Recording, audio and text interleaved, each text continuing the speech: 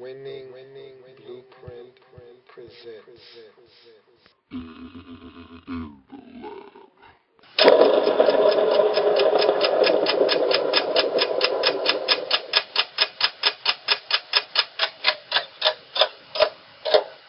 5 minutes or less. Tennessee Titans. Welcome, I'm your host, Lou. Thank you for joining me. This is the Tennessee Titans in 5 minutes or less. I got 5 minutes on the clock. Let's get started.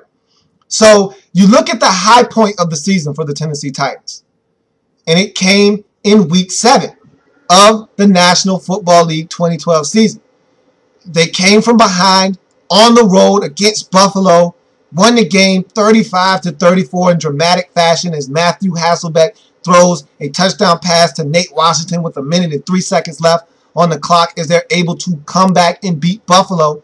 The previous week before, in Week 6 on Thursday Night Football, the Titans were able to beat the Pittsburgh Steelers in a very dramatic win. So those two games coupled together, culminating in a win in Week 7, landed and netted the Titans their only 2-game winning streak and only winning streak of the season, period. And so that was the high point of the season. After starting the year 1-4, seeing Jake Locker go down, having Matthew Hasselbeck assume the reins as the quarterback of this team, winning 2 straight, and having a chance to get back to 500. This was the high point of the Tennessee Titans season. Now you look at the low point of the season for the Tennessee Titans, and it came in the very next week. Now I tell you what, the Tennessee Titans were the victims of some felonious assault in the 2012 season. There was the Week 16 obliteration by the Green Bay Packers, 55-7. There was the Week 9 destruction at the hands of the Bears, 51-20. But all of those pale in comparison to the Week 8 loss after winning 2 games in a row, feeling really good about yourself. You're building confidence. Chris Johnson is starting to run the football effectively again. Matthew Hasselbeck has infused this team with some veteran confidence and leadership. You feel like you can get back to 500. If you can just get back to 500, there's a chance. And then you go home against the Indianapolis Colts, a young upstart team who has not won a road game in over a year and approaching a year and a half, and you let them come into Tennessee and beat you in overtime with that dramatic win. And we all remember one of the lasting images from the 2012 season, Vic Ballard catching a pass out in the flats, getting to the pylon by diving and stretching the ball over the pylon as he flies into the end zone backwards. You lose 19-13 to the Colts. The Colts go on and make the postseason. You go in the opposite direction. That is the low point of the season for the Tennessee Titans. So now we look at free agency activity for the Tennessee Titans.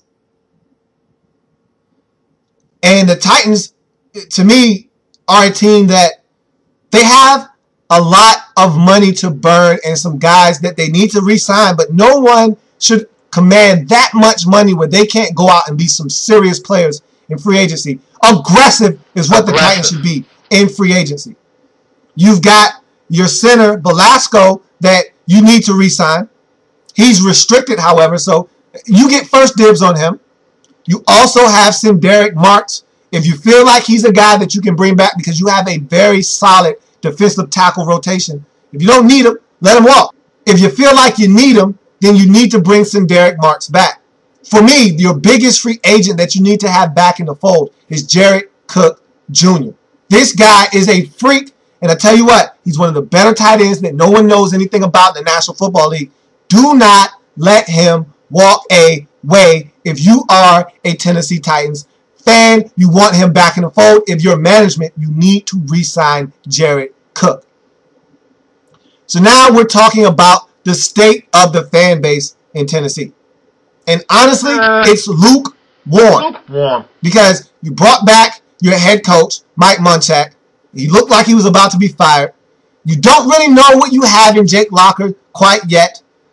This team, you really don't have an identity. Chris Johnson is good one week.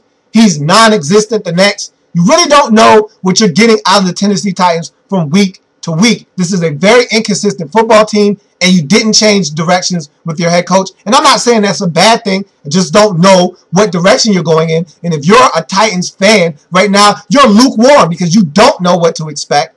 And there's nothing really that gives you a sense of, hey, we can really lean on this as something that can help us in the future. And as you hear that sound in the background, that's been the Tennessee Titans in 5 minutes or less.